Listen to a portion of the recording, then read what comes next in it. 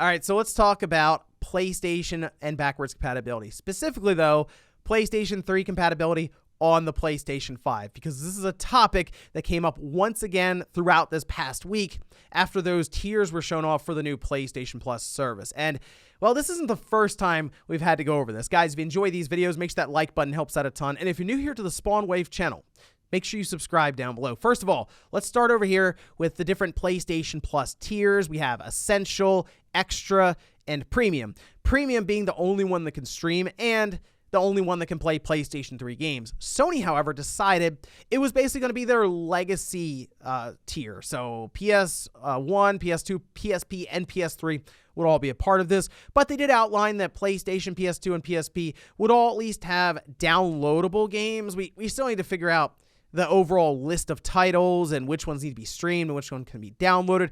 But it looks like that just all PS3 titles will be accessible through cloud streaming, exactly the same as it is now for PlayStation now. And there was a lot of, like I said, conversation around this, but MVG is actually correct. Over on Twitter, he put out a very good tweet, really got picked up online, went viral, and in fact, it's like the top post over on the PlayStation 5 subreddit, where he said, emulation of PS3 is absolutely possible on PS5 hardware. Sony has never been interested in investing the millions to make it happen, however. And a lot of the people in this subreddit made some good points that there are like entire franchises that are just left on the PlayStation 3 at this point. Think of like all the Killzone games, Resistance, there are many Ratchet and Clank titles, Sly Cooper, some of the older God of War games, obviously Metal Gear Solid 4, but then you have like Infamous. If there are those rumors that are going around right now about a new Infamous game end up being correct, it's going to be very weird not having some of those original Infamous games available, unless they want to re-release them as like a collection for the PlayStation 5 or who knows there. But as I said, this isn't the first time we've talked about this. There was a ton of conversation almost a decade ago when the PlayStation 4 was releasing. See, there was an entire like presentation that Mark Cerny did, very similar to what he did for the PlayStation 5, where he went over all of the benefits for developers with the SSD and the shape of your ear. Remember that presentation? He did one very similarly for the PS4, where he talked about their shift from using things like the cell processor to x86. And one of the big sticking points is if they make this move, the PS3 compatibility is going to end up being a sacrifice. And they decided to do it. I guess they were technically correct because the PS4 went on to do very, very well, and they weren't really slowed down by not having that backwards compatibility. But it was very confusing at the time. There were a lot of people who would come into the different game stores, and they had no idea why their PS3 games just like would not work on the PlayStation 4. And it was a whole thing to explain that one.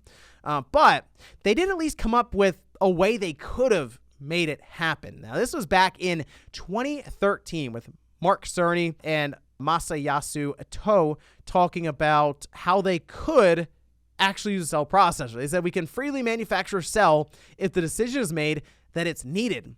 However, that's not the case with supporting hardware. There are parts that will become difficult to obtain. So while we think of just the cell processor, there is a lot of other stuff that goes into this so you can get that true one-to-one like hardware for the PS3 to be functional, say, inside of a PlayStation 4. They probably could have fixed or moved a few things around and fixed up a bit so that it would have been functional without maybe certain types of RAM, for example, but there are still some chips that would have to accompany the cell processor. And then, of course, you get to the point of, would they still be manufacturing the cell processor right now to then go into the PlayStation 5? But that brings up the idea of them being able to develop their own emulator for the PS5 with the PlayStation 3. I think most people look at the PS4 and understand that the thing was badly bottlenecked by its Jaguar cores. It was just, the CPU was certainly an issue during that generation. But with the PS5, they've moved up to a newer architecture. They have much better CPUs, but I mean, they still have vastly more powerful GPUs than compared to the CPU, because you buy these systems to play games, not to be like, oh, let's go ahead and start editing videos or doing word processing or any of that. So when I see things like, oh, people were able to create RPCS3, which is a full emulator for the PlayStation 3 on your PC, which is very, very impressive.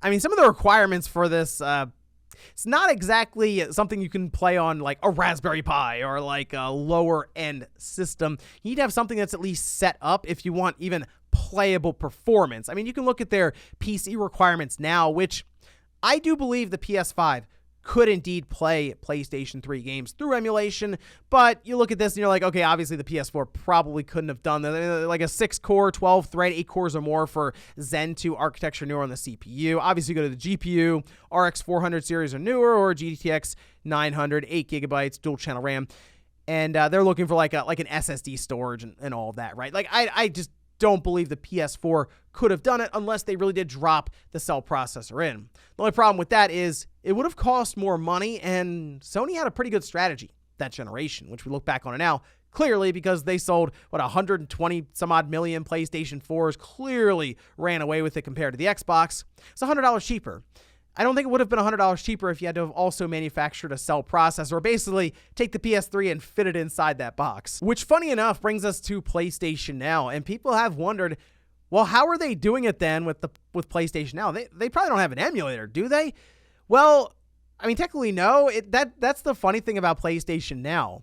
See, the last thing I remember hearing about this and how they were accomplishing PS3 games through streaming is they played around with the idea of like actually standing up PS3s in these data centers, but what they ended up doing was creating their own custom designed hardware with 8 PlayStation 3s on a single motherboard. Here's, for example, an article. This was Extreme Tech back in 2014, talking about how they created their own chip and their own board that would fit inside of a data center that would basically take a bunch of cell processors and work them down so that it would function in these different racks in those data centers. Now, the obvious thing here is there's a lot they don't have to worry about when they're creating blades for a full data center, right? They don't have to think about, okay, someone has to take this out of a box, plug it in their living room, and it has to be a certain noise level. It has to look a certain way, as design is very important, and it has to fit into a person's everyday life inside of their living room, entertainment center, any of that.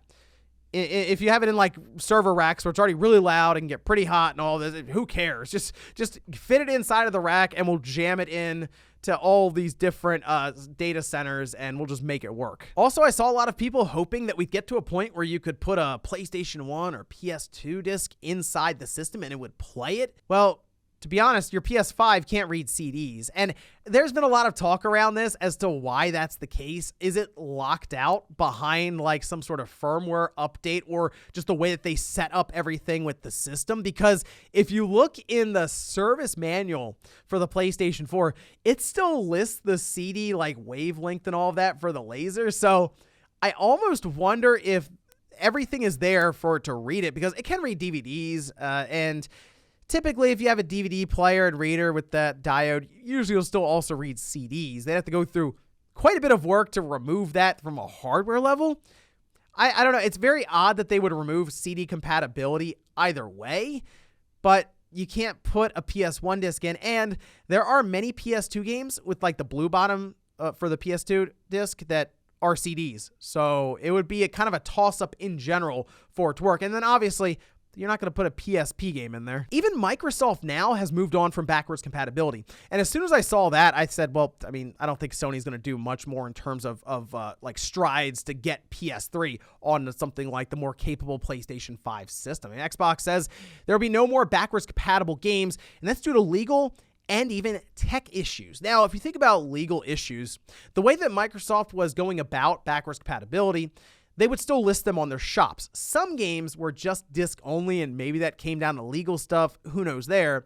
But you would put the disc in to the disc drive on like your Xbox Series X. It would verify that you actually own the game, and then it would go and get like all of the files from their servers from that store, or of course you could just buy it from the store, which was really cool.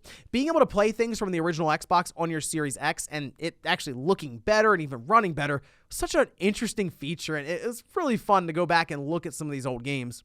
When they did the big update for Knights of the Old Republic, it was like seeing a whole new game, and I even played that on the PC back in the day, but it looks so good on the Xbox Series, even the Xbox One. And I think that's the most disappointing, is there are a lot of PS3 games that would be really cool to play on your PlayStation 5 with the potential for frame rate and resolution being significantly better, But I think at this point, with the way gaming is going when it comes to streaming and how Sony's already pretty much set up in their data centers in order to accommodate this, I just don't think they're going to spend the resources in order to create and support an emulator. MVG made a good point in that when the emulator is done being made and they distribute it, the work doesn't stop. And that's one of the reasons that Microsoft is backing away from the compatibility for some of these Xbox 360 and original Xbox games.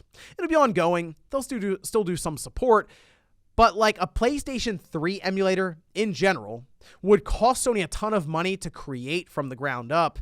And then in order to support it, it would probably cost them millions and millions of dollars. And as I've said, Jim Ryan, he's a numbers guy. I mean, just look at how he's approached this first year or so for the PlayStation 5 with a focus on cross-generation for like these larger first-party titles.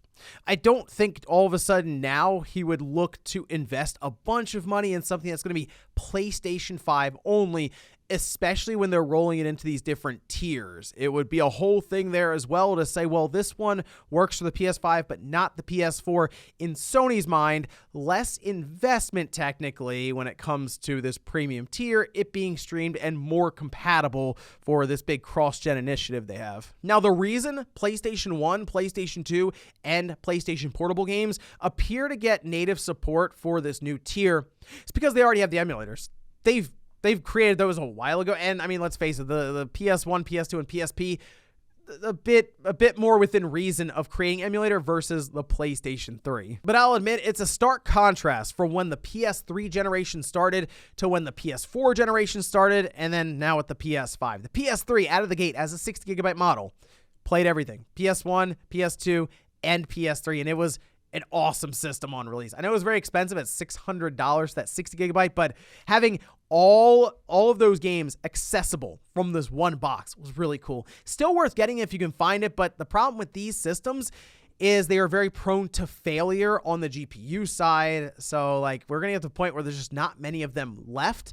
And then when they're all gone, or people who have them just aren't willing to sell them, it's like, well, you can subscribe to this service and you can stream those PS3 games. So I would like to think that someday Sony will find some sort of benefit in going back and getting these PlayStation 3 titles, but who knows? Maybe they just work to remaster some of those other games we mentioned, like Killzone with a collection, Resistance, or Infamous, and then move on from there. But let me know what you guys think about this one down below. Do you believe that Sony should be investing money and have a native PlayStation 3 emulator? Actually, let me ask you this way. If you were in charge of PlayStation division and your job hinged on profits coming in and making decisions that generated profits, would you stop and say it's worth spending millions of dollars developing a PlayStation 3 emulator for that PS5? Thanks, guys, for watching, and I'll see you next time.